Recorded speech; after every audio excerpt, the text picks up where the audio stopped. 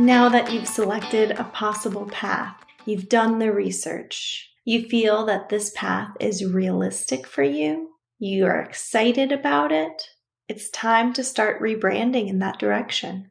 In order to rebrand, you first need to think about what your transferable skills are, the skills that you bring to the table already. And so many people underestimate their transferable skills. I'll hear people say, oh, I must have to start at an entry-level position because I don't have any experience in this field. However, if you aren't coming right out of college, you probably don't need to start entry level because you bring transferable skills to the table, skills that are needed in this role, even if you don't have that specific background.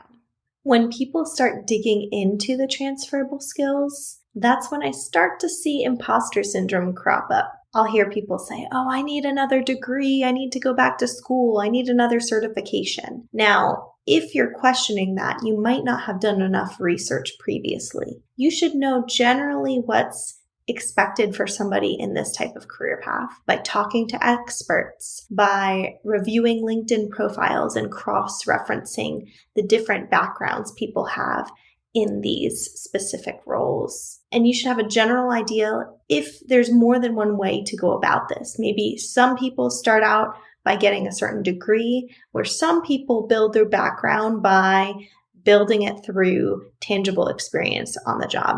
As you're thinking about transitioning into another career path and what your transferable skills are, I do want you to be realistic and try not to undermine your own skills. And those are two things that are hard to do. When I say be realistic, if you are wanting to transition into a certain career path and another degree is required, be realistic with yourself about whether or not you would be willing to pursue that additional certification or degree. Or do you need to consider a different possible career path?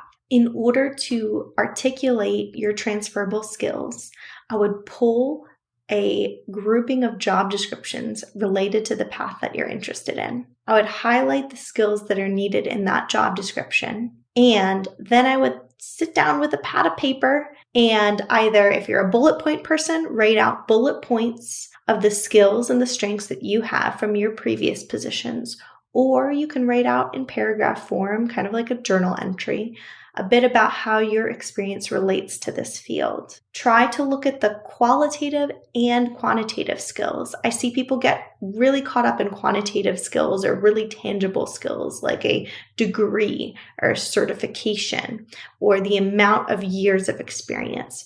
But you're looking for the more qualitative skills, the skills like management experience, project management experience, things that can be articulated in more than one way. So those are some of the things that you'll reflect on. As you're doing this exercise, you might start to realize, or it might become more clear, the degree of change that you want to make. I've talked about this a lot. I know, I'm sorry I keep bringing it up, but I will hear people change their degree of change that they want to make right about now.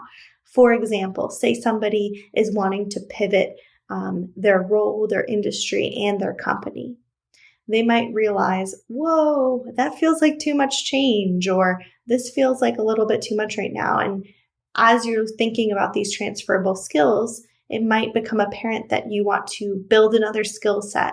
So take on a smaller pivot that'll allow you to move in that direction, build that skill set, and still continue to head in that direction. Say somebody's looking to move from project management to program management in the environmental field.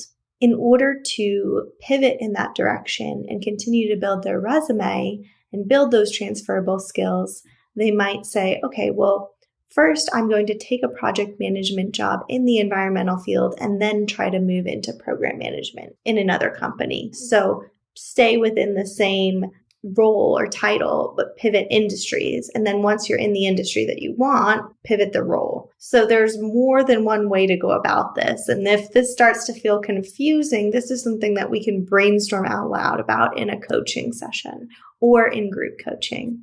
I encourage you to do the worksheet below this video and brainstorm about your transferable skills. And if you're having trouble, bring it up. Talk out loud with someone about it so that you can have this baseline to create your career story off of, to rebrand your resume and your cover letter.